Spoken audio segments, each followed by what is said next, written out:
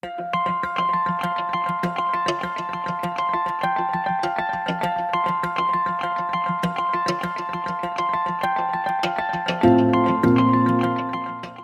Andy Walls. I'm an IBM Fellow, and I'm CTO for IBM Distributed Storage.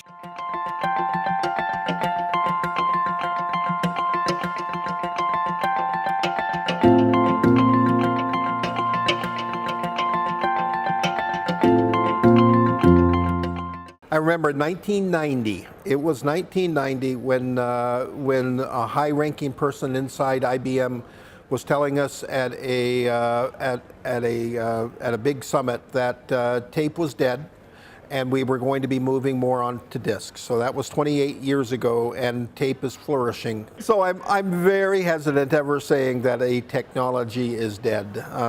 They die slowly, as you know, in our industry.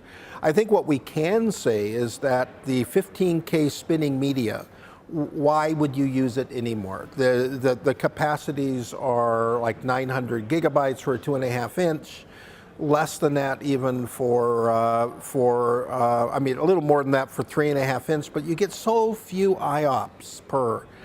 The TCO, even the acquisition cost is so close to flash that it's really been displaced. All right, I don't see why anybody would do it. 10Ks, I think, are going to be coming to an end shortly, the 10K RPM drives. All right. The nearline drives, though, when you look at those, they are doing quite well in object stores and for cool archive, and especially with people wanting to get value out of their data instead of just shutting it, putting it on tape and putting it in Iron Mountain and letting it rest there until they can throw it away. People want to extract value. So having it nearline is valuable, and flash still doesn't get down to that cost of acquisition of a nearline drive when you're at a penny or two per gigabyte.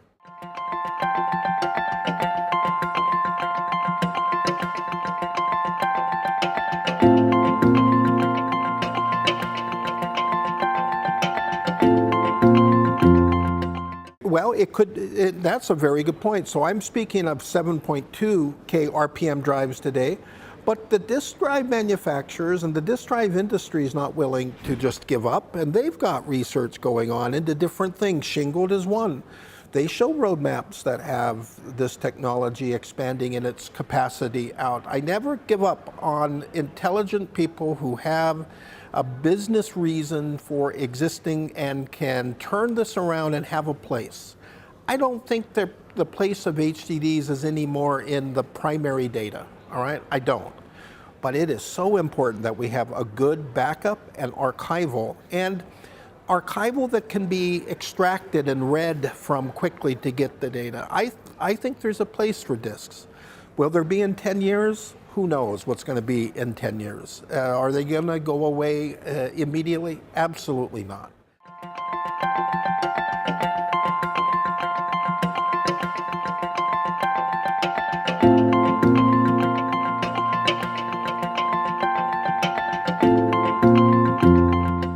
Tape still has a lot of room for increasing their linear density, and it's amazing what the team in Tucson and IBM continues to do by improving the state of the art for tape. And there's still a long way to go, and it's by far the cheapest media in the world. And I like how it is said that if for sequentially accessed files, whether that be media, whether that be data that you want to analyze, but it's stored in a sequential fashion that it might take you a few milliseconds or even seconds to get, but who cares? Then you're going to access gigabytes or terabytes of data, and it's fast then to do that. That is a very valid use case. The other use case is, I talked to a bank this morning that was talking about data that has been on hold since 2000, 18 years ago. Financial institutions have data for regulatory and compliance reasons that has to be held for decades sometimes. Why in the world would I put that on disk or flash? I'm not going to get much analytics out of it. I just have to hold it because I'm told I have to. That's perfect for tape. So archival's not always for analytics. Sometimes it's just for regulatory reasons, and tape is, there's no better technology. So you got the, you can still do analytics on sequential. Media streaming is still great for tape, and then for regulatory, it's perfect. So tape is by no means going away anytime soon.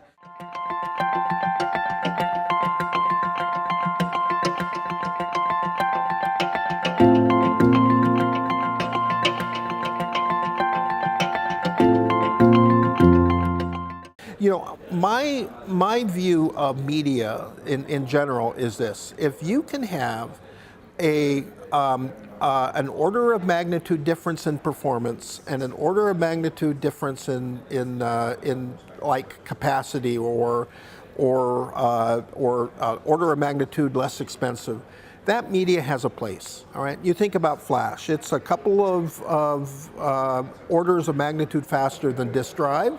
Even though it may be an order of magnitude more expensive in some cases, it's got a place. DRAM has a place because it's an order of magnitude faster, even though it's an order of magnitude cheaper.